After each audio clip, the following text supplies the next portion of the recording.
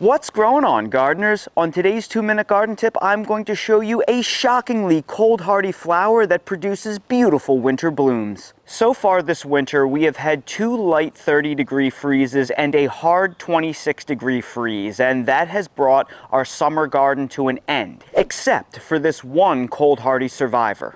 Amongst the wreckage left by the winter cold leaves one cold-hardy survivor, the amazing cold-tolerant calendula. Years ago, I grew African marigolds, but I had to stop because not only were they very invasive, but they would attract swarms of cabbage moths that would decimate the brassicas growing in my garden. But after countless subscriber recommendations, I decided to plant calendulas in my garden for the first time last year. Now, calendulas are actually a type of marigold, but they're not an African marigold. They are inherently cold hardy, and much to my surprise, after we got several freezes, I came outside to see most of my garden decimated by cold, but this as the last flower standing. So I did some research, and much to my surprise, calendulas can briefly tolerate cold dips down into the mid to low 20s. That means if you live in zone 8 or warmer, there is a great chance your calendulas will survive the whole winter. Now, I live in zone 8, and if we have a really bad winter historically,